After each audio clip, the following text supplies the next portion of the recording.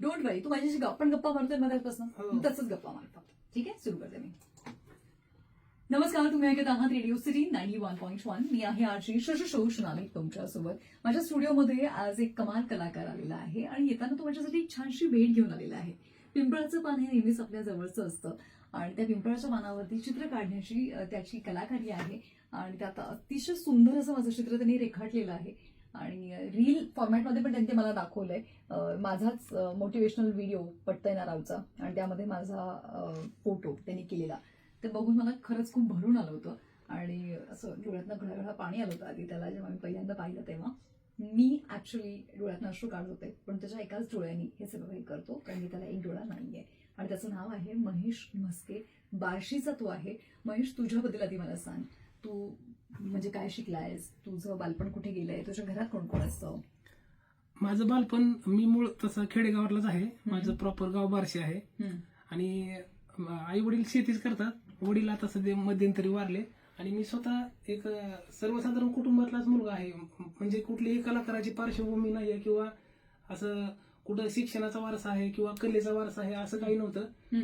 वडील म्हणजे असं एकदम, आमच्या घरी म्हशी होत्या, जनावरं वगैरे होती.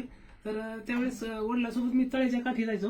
तळ्याच्या काठी गेल्यानंतर वडील काय म्हणायचे, हे बघ हे म्हशी घे आणि चाराला घेऊन जा. 5-7 म्हशी होत्या. मग म्हशी घेऊन गेलं की ते तळ्याच्या कडेला जो गाळ साचलेला असायचा त्या साचलेल्या गाळावरती पाणी जसं खाली जायचं तसं तो एकदम मऊ गाळ व्हायचा, एकदम प्लेन.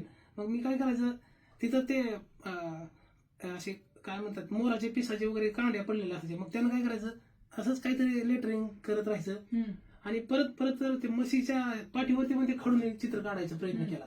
मग ते काय करायचं, गावाकडे ग्रामीण भागात आज पण ती प्रथा अशी आहे की काहीतरी वेगळं केलं की लोक हसतात. मग म्हशीवर दिवसभर आपण ते फळाच केला होता, ब्लॅक अँड व्हाईट.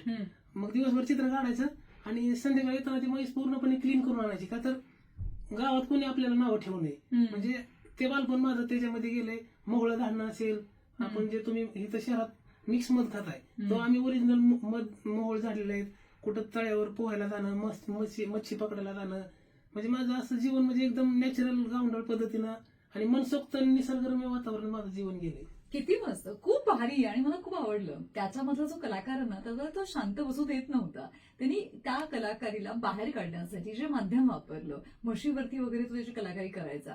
बघा तिच्यामध्ये पण केवढा पेशन्स, की तिने पण ह्या कलाकाराला जे आहे ते न्याय दिला.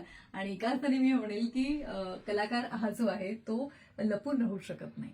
त्याची कला ही त्याला जगासमोर आणतेच. आपण बोलत आहोत महेश म्हस्के बरोबर. तुम्ही ऐकत आहात रेडिओ सिटी 91.1. रिक्या